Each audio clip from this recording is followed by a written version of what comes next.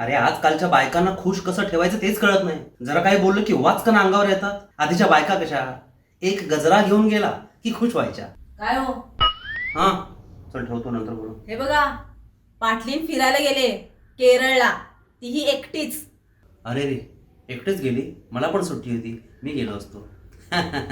विनोद. Solo trip म्हणतात त्याला. आणि हा हा असा लाल घोटेपणा तुम्हा पुरुषांचा. कशा राहतील बायका खुश? आधीचे नवरे बघा, एक पत्नी एक वचन. हा आता कळलं बायकोला खुश कसं ठेवायचं. एक पत्नी तर आहे, आता एक वचनी राहायचं. म्हणजे बायकोला ढीगभर वचनं द्यायचीच नाहीत. फिरायला घेऊन जातो, शॉपिंगला घेऊन जातो, हेच खरेदी करून देतो, मोबाईल देतो, दागिने देतो, काहीच नाही. एकच कुठलं तरी वचन द्यायचं.